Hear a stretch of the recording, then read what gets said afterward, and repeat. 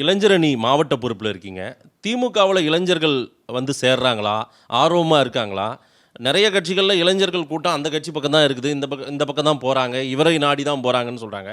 திமுகவை நாடி வராங்களா? திரு உதயநிதி அவர்களை ஒரு இளைஞர்களின் தலைவர்ன்னு பார்க்குறாங்களா உங்க கட்சியில? இல்லை, இது நீங்கள் கேட்குற கேள்வியே வந்து ஒரு வேடிக்கையான கேள்வியாக இருக்குது. இளைஞர்களை ஏற்றுக்கிறாங்களான்னு கேட்குறது. ஏற்றுக்காமலாம் நாங்கள் 40க்கு 40 ஜெயிச்சிருக்க முடியாது.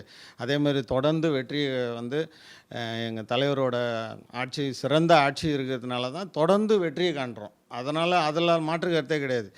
நடிகர்கள் வந்து உங்களுக்கு தெரியாதது ஒன்றும் இல்லை, வரலாறு சொல்லும். எத்தனோ தலைவர், எம்ஜிஆர், சிவாஜி, ரஜினிகாந்த், கமல் எல்லாருமே பார்த்துட்டோம். நடிகர்கள்னு அது ஒரு கிரேஸ்.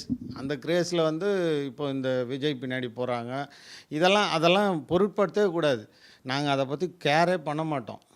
எங்களுக்கு இப்போ பார்த்தீங்கன்னா திட்டங்கள் பார்த்தீங்கன்னு வச்சுங்க, தொலைநோக்கு திட்டங்கள் இதை வந்து முன்னெடுத்து ஆட்சி நடத்துகிறார்.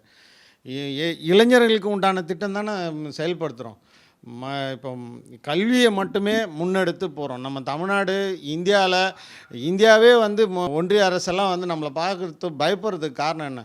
அதீத புத்திசாலிங்க. நாட்டில் இருக்கிற இந்த இந்தியா மாநகரத்தில் தமிழ்நாட்டில் இருக்கிற முக்கியமான பார்த்தீங்கன்னு வச்சுங்க, படித்தவங்க எல்லாருமே வந்து நம்ம தமிழ்நாட்டில் உள்ளவங்க தான் பெரிய பெரிய ஆளுங்களாக இருக்காங்க. இதுக்காக தான் ஒன்றிய அரசெல்லாம் நம்மளை பார்த்து ரொம்ப பயப்படுறாங்க. இந்த திராவிட அரசோட சித்தாந்தமே வந்து மக்கள் படிக்கணும். படித்தா இன்னும் நம்ம டெவலப் ஆகும். எல்லாத்தோட நம்ம வந்து உயர்ந்து நிற்போம். அது இருக்கிறவனுக்கே முன்மாதிரியாக இருக்கும். இப்போ தமிழ்நாடு அப்படி தான் இருக்குது.